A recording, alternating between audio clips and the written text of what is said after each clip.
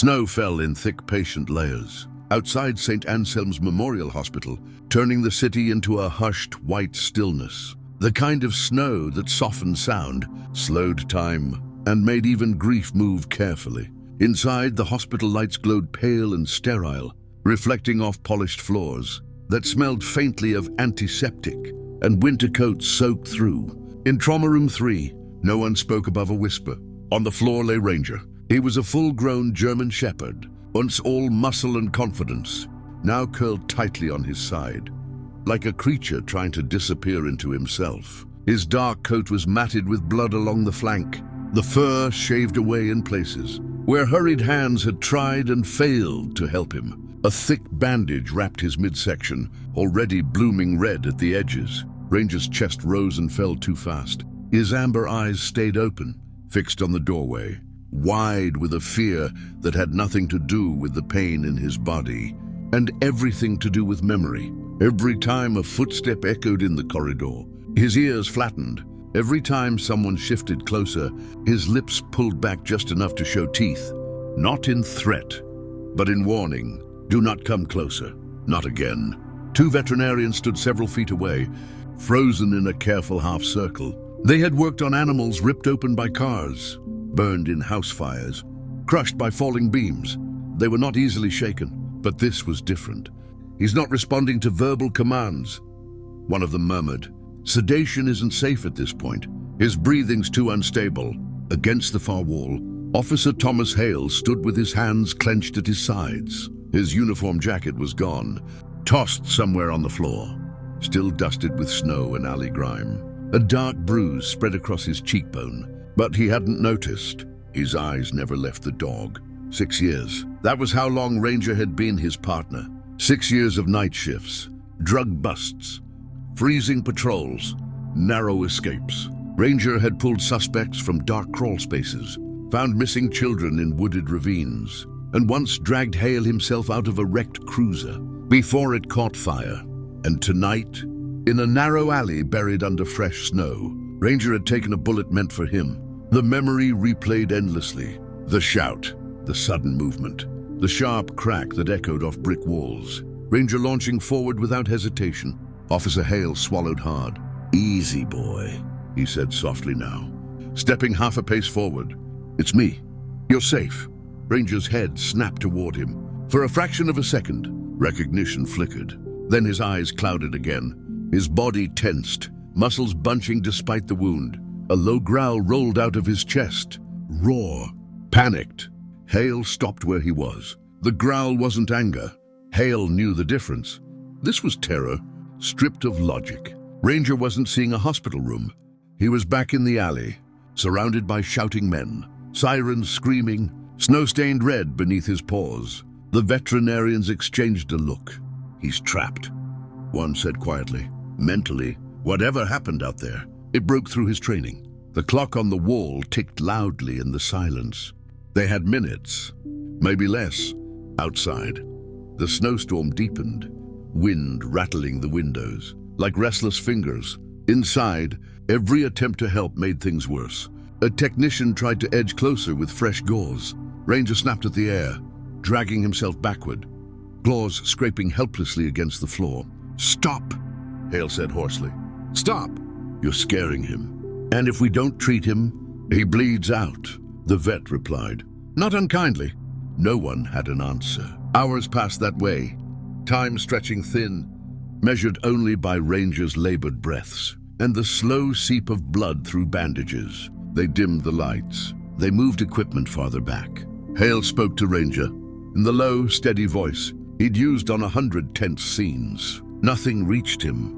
Just before dawn, when exhaustion hung heavy in the room, footsteps sounded in the hallway again. Lighter ones this time. Hesitant.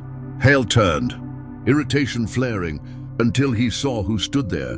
A little girl. She couldn't have been more than 8 years old, bundled head to toe in a red winter coat that swallowed her small frame. A knitted hat sat crooked over dark curls, and her boots left damp, uneven prints on the floor. She stood half-hidden behind an elderly man with a cane, his shoulders stooped, but his eyes sharp and worried. "I'm sorry," the man said quickly. lowering his voice. "I heard about the dog. I used to work dispatch. This is my granddaughter." Hale opened his mouth to protest. This was no place for a child. He took a step forward, and the girl knelt, not closer to Ranger, just where she was. She lowered herself slowly, deliberately, as if she understood the weight of the moment. She rested her gloved hands on her knees and looked at the dog. Ranger's ears twitched. The girl said nothing at first. She simply watched him, not his wound, his breathing. "He's scared," she whispered. Barely audible, one of the vets stiffened. "Sweetheart, you can't be in here." The girl lifted her hand, a small instinctive gesture for silence. "Not rude, just certain." "My name's Emily," she said softly. "I won't touch him." Hale hesitated. Something in her voice, steady, unafraid, made him nod despite himself. Emily took a slow breath. Then she spoke again. What she said wasn't a command. It wasn't even a sentence. It was a sequence of words and numbers, spoken gently, rhythmically. Short phrases threaded together, like beads on a string. Ranger froze. The room went utterly still. Hale's heart slammed against his ribs. That code, he knew it instantly. His mouth went dry. It wasn't something written down anywhere. It wasn't in any manual. It was an old unit recall code, used only in extreme extractions, when chaos overwhelmed even the best-trained dogs. A verbal anchor, a way home. It had been retired years ago. "How does she know that?" A vet whispered. Hale couldn't answer. His eyes stayed on Ranger. The dog's breathing slowed, just a fraction. His head lifted. Confusion softened the panic in his eyes. His tail thumped once, weak, uncertain, against the floor. Emily didn't move. She didn't reach out. She simply kept speaking. Her voice steady, warm. "You're safe," she murmured between phrases. "Snow's quiet now. Team's here." Ranger's head lowered back onto the floor. A long breath shuddered out of him. The vets moved, slowly, reverently. This time, Ranger didn't resist. His eyes never left the little girl. As hands finally reached him, adjusted bandages, stabilized the bleeding. When they wheeled him towards surgery, Emily stood and stepped aside, as if she knew her part was done for now. Hale followed, numb. 3 hours later, the surgeon emerged, exhaustion etched deep into his face. "He made it," he said. Hale sank into a chair, hands shaking. Emily sat beside him, her grandfather's arm around her shoulders. Only then did Hale learn the rest, that Emily's mother had once trained K-9 units. Before her death, that codes like these had lived on as bedtime stories, whispered like lullabies. Snow kept falling outside. And for the first time that night, hope took root. Snow did not stop for days. It settled into the city, as if it meant to stay forever, softening edges, closing roads, and wrapping the hospital in a quiet that felt almost reverent. Inside St. Anselm's, time took on a different shape. Shifts blurred, coffee grew cold untouched, and in a recovery room down the hall, Ranger lay suspended between what he had been and what he might yet become. The surgery had stopped the bleeding, but it had not eased the fear. Ranger woke in fragments. The steady beep of a monitor became sirens in his mind. The faint hiss of oxygen sounded like breath in a dark alley behind him. Every muscle stayed tight, ready to flee or fight, even as pain anchored him to the mat. When a nurse entered, Ranger's eyes snapped open, his lips curled, his heart raced. She froze, raised both hands, and slowly backed out. Word spread quickly. "Do not rush him. Do not crowd him." Officer Hale slept in a chair, just outside the room, his long legs stretched awkwardly into the corridor. He hadn't gone home. He hadn't called anyone. He simply sat there, coat wrapped around him, listening to Ranger breathe through the door. He blamed himself. If he had taken one step differently, if he had noticed the movement sooner, if he had sent Ranger in second instead of first. These thoughts came in endless loops, as persistent as the snow piling up outside. On the second morning, Emily returned. She arrived quietly, her boots dusted white, her red coat bright against the muted hospital walls. Her grandfather signed her in, his name recognized by more than one nurse, who paused to shake his hand. "She's the one," someone whispered. The little girl. Emily didn't smile. She didn't seem proud.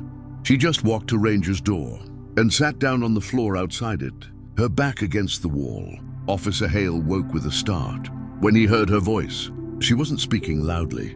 In fact, she barely spoke at all. She hummed, a low, gentle tune, wordless, steady. Ranger shifted on the other side of the door. Hale held his breath. Minutes passed. Emily stopped humming and began speaking softly again, slipping pieces of the code into ordinary sentences, like threads woven into cloth. "Snow's falling again," she said. "But it's not loud. It's the quiet kind." Ranger's breathing slowed. That became their routine. Emily came once a day. She never overstayed. She never touched Ranger unless he moved toward her first. Sometimes she spoke the code. Sometimes she told him small things about her school, about how her grandfather liked his tea, about how snow made everything feel older and slower, like stories her mum used to tell. The vets noticed the change before anyone else did. His heart rate stabilized more quickly when Emily was near. He accepted food from her hand before he would from theirs. When nightmares shook him awake, it was her voice he searched for. "Trauma's strange," one of the vets said quietly to Hale. "It doesn't respond to rank or reason. It responds to safety." Hale nodded, throat tight. He started sitting farther back, lowering his voice, abandoning commands altogether. He spoke to Ranger the way he might speak to an old friend who had seen too much. Days passed. Snow thickened, then softened. Plows carved narrow paths through the streets, but the world still felt sealed off, held in winter's grip. On the fifth night, the storm returned with teeth. Wind slammed against the hospital, rattling windows hard enough to make them sing. Power flickered once, then again. Ranger woke screaming. It wasn't a sound anyone expected from a dog. "Hi!" Broken, raw. He tried to stand, panic lending him strength his body no longer had. Pain flared. He collapsed, snarling at shadows only he could see. Alarms sounded. Nurses rushed in. Ranger lashed out, not aiming at anyone, just trying to escape the memory flooding back. Brick walls, boots pounding, the sharp sting in his side. Hale shouting his name. "Back!"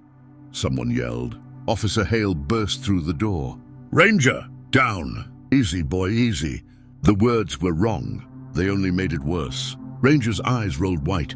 He snapped at the air, claws scrabbling uselessly on the floor. The room felt too small, the storm too loud. Then, over the chaos, a smaller voice cut through. "Ranger." Emily stood in the doorway, hair loose around her shoulders, coat half-buttoned.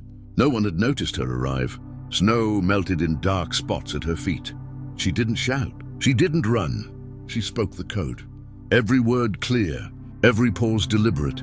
The storm outside seemed to fade as Ranger's focus locked onto her. His movement slowed. His breathing hitched, then steadied. The terror drained from his eyes, leaving exhaustion behind. Emily stepped forward. For the first time since the alley, Ranger did not flinch when a human approached. She knelt beside him and rested her hand on his head, fingers warm against his fur. Ranger let out a soft, broken sound, half whine, half sigh, and leaned into her touch. The room exhaled as one. From that night on, something shifted. Ranger still startled at loud noises. He still tensed when strangers moved too quickly. But the wall inside him had cracked. Trust, slow and fragile, began to seep back in. Winter loosened its hold gradually. Snowbanks shrank. Sunlight crept back into the ward. Ranger healed. Not completely. Some wounds leave marks that never fade. His gait favored one side now. His eyes carried a depth that hadn't been there before. The trainers said he would never return to active duty. Officer Hale felt the loss, like a bruise, but Ranger didn't seem to mind. On the day they took him outside for the first time, snow still covered the ground, though thinner now, crunching softly underfoot. Ranger lifted his nose, inhaled deeply, and wagged his tail. Slow, deliberate. Content. Emily laughed, the sound bright in the cold air. Weeks later, paperwork was signed.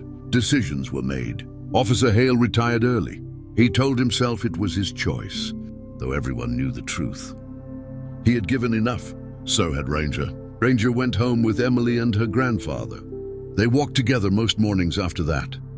An old man with a cane, a girl in a red coat, and a German shepherd, moving carefully but proudly at their side. Snow still fell now and then, but it no longer felt heavy. Sometimes, when thunder cracked or a car backfired, Ranger would freeze. Emily would glance at him and whisper the code, not because he needed it, but because it reminded him where he was, safe, loved, and never alone. The first winter without hospital walls felt different. It came quietly, without sirens or alarms, without the sharp smell of antiseptic or the weight of waiting.